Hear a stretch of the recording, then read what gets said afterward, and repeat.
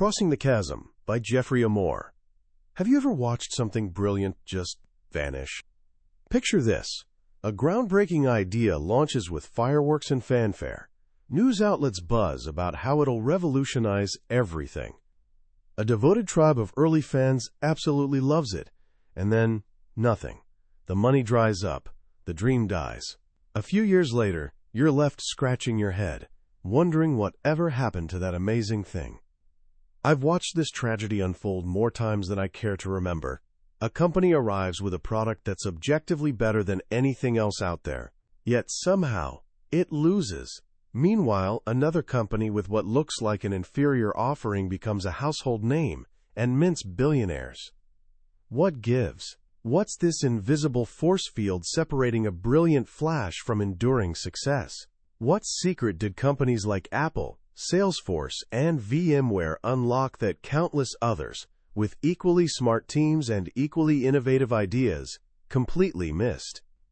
For decades, this mystery haunted Silicon Valley like an unsolved crime.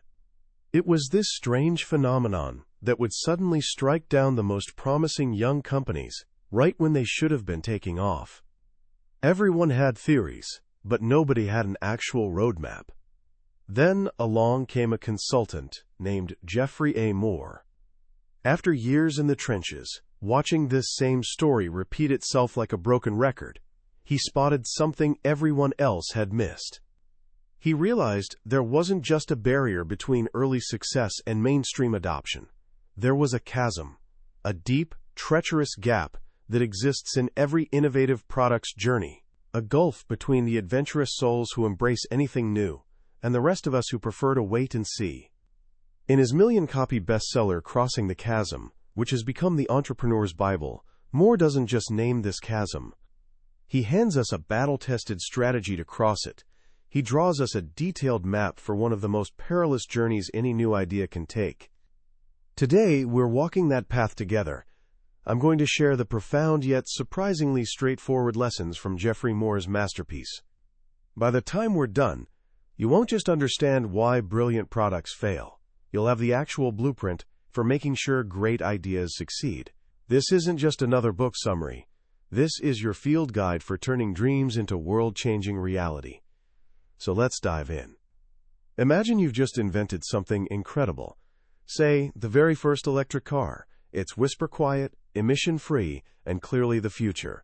You're absolutely convinced everyone's going to want one. The traditional thinking, the fantasy every inventor harbors, is that your creation will spread like ripples across a pond. A few brave pioneers try it first. They fall in love. They tell their friends. Those friends tell their friends. Before you know it, the gentle ripple becomes a tidal wave of success, and your electric car fills every driveway in America. This vision is so compelling, it actually has a name: the technology adoption life cycle. It's usually illustrated as this beautiful, smooth bell curve, like a perfectly symmetrical hill. On the far left of this hill live the innovators. These are your tech geeks, the folks who love technology for its own sake. They're the ones who'll tear apart your electric car just to admire the engineering. Practicality doesn't matter to them. What matters is that it's new and fascinating. They're a tiny group, but absolutely essential because they prove your idea actually works. Next to them come the early adopters. These aren't necessarily techies, but they are visionaries. They're the dreamers, the forward-thinking executives who can see around corners. They look at your electric car and don't just see transportation. They see a revolution, a competitive advantage, a chance to build something extraordinary.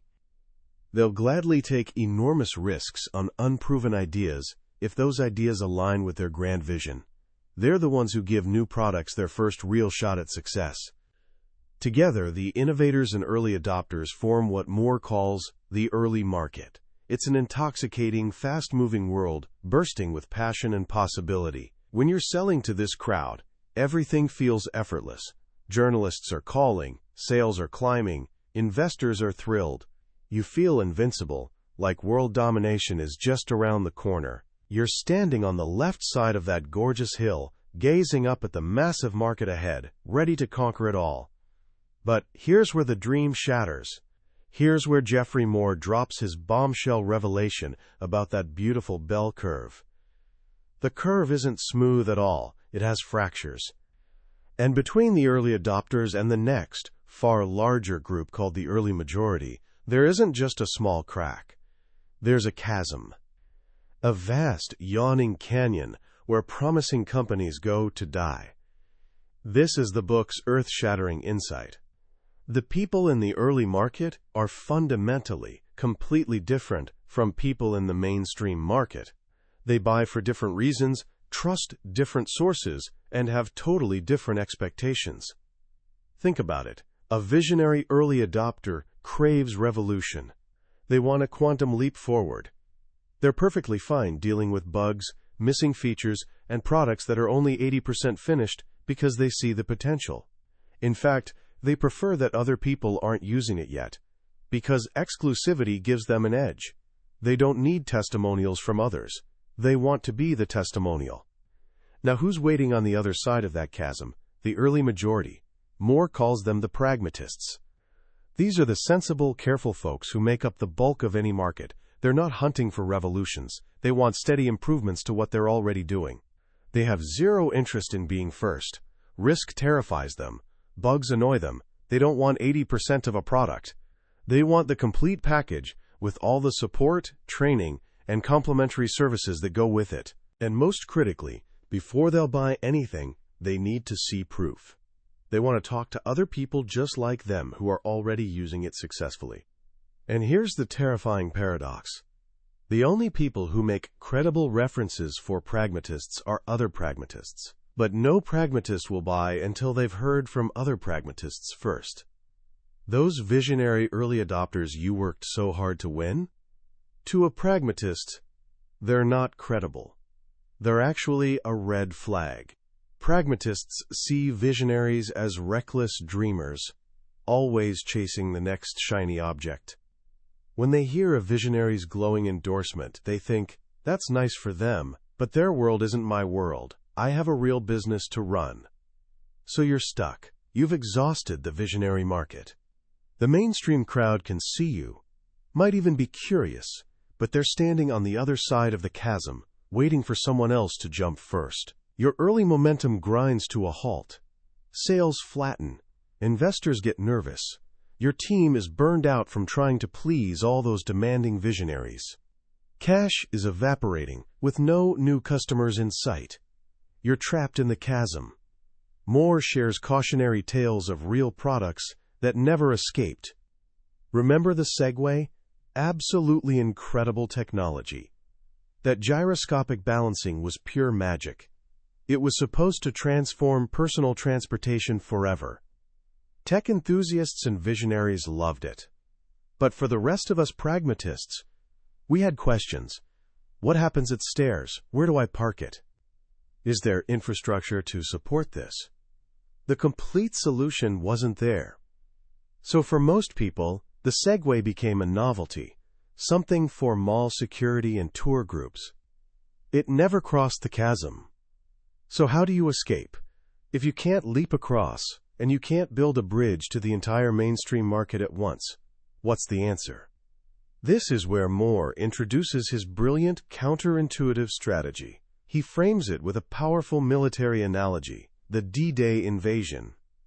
Think of it this way. You're the Allied forces, gathered in England, which represents the early market. Your goal is liberating all of Europe, which represents the mainstream market. The chasm is the English Channel. Your competitors are already entrenched on the other side. What you don't do is attack the entire European coastline simultaneously. That spreads your forces impossibly thin, and you'll be crushed everywhere. Instead, you concentrate overwhelming force on a single, strategic point. One small stretch of beach in Normandy. You establish a beachhead. You take that beach, secure it completely, and make it your base of operations. Only then, from that fortified position, do you expand into neighboring territories, and eventually, all of Europe. This, Moore insists, is the only way to cross the chasm. You must not chase the whole mainstream market. You must pick one tiny, specific niche market as your beachhead. Your goal isn't being a small player in a big market, it's being the biggest fish in a small pond. You target a niche so focused that you can dominate it entirely. You pour all your resources, sales, marketing, product development, into becoming the undisputed champion in that one single segment. This is incredibly painful for entrepreneurs. It feels like you're abandoning countless opportunities. Sales-driven companies want to chase every possible lead. But Moore is adamant. During the Chasm period, this approach is fatal. Trying to be everything to everyone means you'll be nothing to anyone. You're like trying to light a massive log with a single match. It won't work. You need kindling. That small, focused niche is your kindling. Once it's blazing, you can use it to ignite bigger logs. So the first step is to target the point of attack. How do you choose your beachhead? It's a high-stakes decision with limited data. You can't rely on spreadsheets alone. Moore says you need informed intuition. To sharpen that intuition, you create what he calls target customer scenarios. This isn't about abstract demographics. It's about crafting a vivid, one-page story about a specific person with a specific job who's experiencing genuine agony because of a broken process. You paint a picture of their day before your product exists. You detail their frustration, the money bleeding away, the opportunities slipping through their fingers. You make their pain visceral and real. Then you describe their day after your product arrives. You show exactly how your product, and only your product, eliminates that specific, excruciating problem. The perfect beachhead niche is a group suffering from the exact same intense pain so severe it creates a compelling reason to buy right now. This isn't a nice-to-have upgrade. This is a hair-on-fire emergency they need solved immediately. And because they're all in the same tight niche, they talk to each other. Once you solve the problem for one, word spreads like wildfire through that small community. Once you've identified your beachhead, the next step is to assemble the invasion force. Your invasion force centers on one of the book's most powerful concepts, the whole product. The idea is elegant. There's a gap between what you ship in a box, the generic product, and the complete experience customers need to achieve their goal. The whole product is everything bridging that gap. Software, hardware, training, support, consulting, industry standards, everything. Remember, visionaries in the early market will assemble this whole product themselves. Pragmatists in the mainstream market absolutely will not. They expect you to deliver it. This is where most companies fail catastrophically. They toss their generic product across the chasm and hope customers figure out the rest. That's like landing troops at Normandy without air support, naval bombardment, or supply lines. It's suicide. To cross the chasm, you must take complete responsibility for delivering the whole product to your beachhead niche. You don't have to build everything yourself. This is where partners and allies enter. Your job is being the general contractor, orchestrating all the pieces to create a seamless, complete solution for that one specific customer problem. Consider Moore's classic example, Documentum. In the early 90s, Documentum had powerful document management technology, but for years their sales stagnated. They were stuck in the chasm. Then they chose a tiny beachhead, regulatory affairs departments at top pharmaceutical companies. This group faced an excruciating problem. To get a new drug approved, they had to submit applications that could reach 500,000 pages, compiled from thousands of sources. Every single day spent wrestling with this paper nightmare wasted a day of patent protection, costing them roughly $1 million per day. Talk about a compelling reason to buy. Documentum focused everything on solving this one problem. They built the complete product for this specific niche, ensuring their software handled all the complex requirements of drug approval submissions. Within a year, they'd become the standard in that small community. They'd crossed the chasm. What happened next demonstrates the magic of this strategy. Once they dominated that beachhead, expansion began naturally. Other departments within pharmaceutical companies, research, manufacturing, started using their product. Then related industries like chemical manufacturing and oil refining adopted it. Documentum used their initial beachhead like a bowling ball knocking down adjacent pins. This is the bowling alley phase that follows crossing the chasm. Once you've chosen your beachhead and assembled your whole product invasion force, it's time to define the battle. This means positioning. And for companies in the chasm, positioning has one crucial, counterintuitive goal. You need to create your competition. Remember, pragmatists are nervous. They don't want to buy something in a category of one. It feels too risky. They need context, something to compare against. So you give them that context. Moore says you position against two competitors. First, the market alternative. This is the old, established way customers currently solve their problem. This is where their budget already lives. By naming the market alternative, you're saying, that money you spend every year on the old way, you should spend it on us instead, because we solve the core problem fundamentally better. For Documentum, the market alternative was the old paper-based manual process. Second, the product alternative. This is another new technology company also trying to solve the problem. By naming them, you validate that a genuine technology shift is happening. You're saying, it's not just us. The world is moving this direction. The time to act is now. But then you differentiate. Unlike them, we're the only ones who've built the complete solution specifically for your niche. This brilliant positioning makes you the obvious, safe, intelligent choice for pragmatists in your beachhead. You're anchored in a familiar budget category while offering a breakthrough solution laser-focused on their specific pain. You've made buying easy. The final step is to launch the invasion. This comes down to distribution and pricing. When crossing the chasm, your top priority is securing a distribution channel, a sales force, that your pragmatist customers already trust. This matters more than revenue, more than profit. How do you get that channel to risk promoting your new, unproven product? Your pricing must motivate the channel. This is another crucial insight.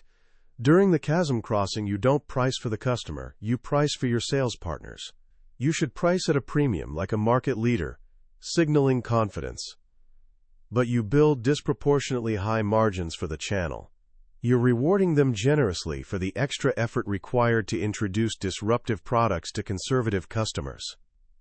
By following these 4 steps, targeting a beachhead, assembling a whole product, defining competition, and launching through a motivated channel, companies can navigate the treacherous passage from early market to mainstream. But the journey doesn't end there. Leaving the chasm behind requires profound organizational transformation. Moore describes this as shifting from pioneers to settlers.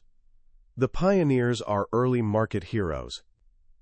They're brilliant engineers who love pushing technological boundaries. They're charismatic salespeople who can sell dreams to visionaries. They thrive on chaos, freedom, and doing things that have never been done. The settlers are mainstream market heroes. They're engineers who build infrastructure, who value stability, standards, and compatibility. They're account managers who build long-term, predictable relationships with pragmatist customers. They thrive on process, predictability, and building sustainable businesses. Companies that cross the chasm must learn to value and reward settlers. The pioneers, once the company's greatest asset, can become liabilities. They might grow bored with the steady, incremental work of serving the mainstream. They might keep trying to sell custom solutions to new visionaries, pulling the company back toward the chasm. This transition is painful. It requires cultural shifts, compensation changes, and power redistribution. But it's essential for long-term survival. The goal isn't eliminating pioneers, but moving them to new frontiers, new early-stage projects where their unique talents can shine again, while settlers build prosperous, lasting enterprises on the land they discovered. This is the complete journey Geoffrey Moore maps out. It's a transformation from a product-obsessed company, infatuated with its own technology, to a market-driven company, obsessed with solving customers' complete problems. It's a journey explaining why some ideas change the world, while others vanish without a trace. It is the art and science of crossing the chasm. When you step back and absorb Crossing the Chasm's core message, it's a profound lesson not just in business but in human nature. The book explores the tension between innovation and tradition, between dreamers who see what could be and pragmatists who keep the world running as it is. What makes Geoffrey Moore's work so enduring is that he doesn't just describe this tension. He provides a practical, actionable bridge between these two worlds. The D-Day analogy isn't just clever wordplay. It's a powerful mental model for focus. In a world constantly telling us to think big, scale fast, and chase massive markets, Moore's advice is radically disciplined. He tells us to think small, to focus intensely, to find the one place where you can make a genuine difference, and pour everything into winning there first.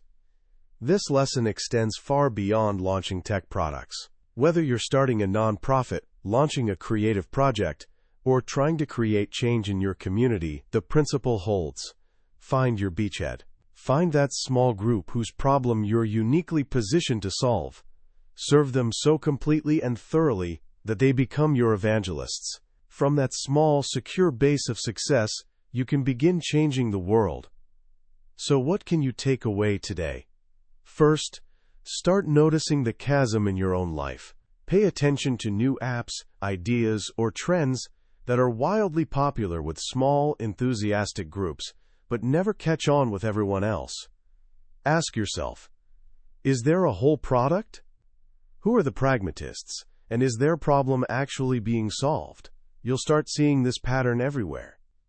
Second, if you have your own idea, a project, a business, anything, resist the temptation to be everything to everyone.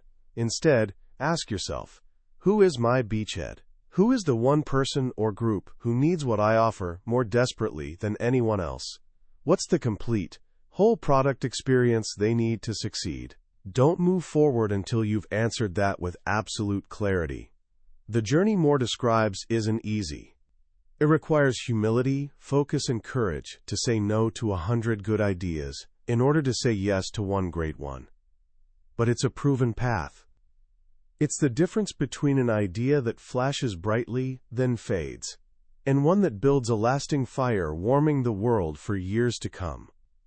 That was the book summary of Crossing the Chasm by Geoffrey Moore. We've covered the major landmarks today, but I'll be honest, a summary is like looking at a map of a beautiful country. The real magic happens when you travel there yourself. It's in the quiet moments when a particular story or simple phrase connects with your own experience in unexpected ways. This summary helps you decide if this journey is one you want to take. If anything we've discussed today has sparked something in you, I encourage you to grab a copy. Reading it isn't just about learning business strategy. It's about gaining a new lens for seeing the world of ideas, innovation, and human progress. A link to the book is in the description below. Also, if you found this summary valuable and want to keep exploring ideas that shape our world, please hit that like button and subscribe to the channel. That way, you won't miss our next journey into another life-changing book from the Billionaire's Bookshelf. Let's keep learning and growing together.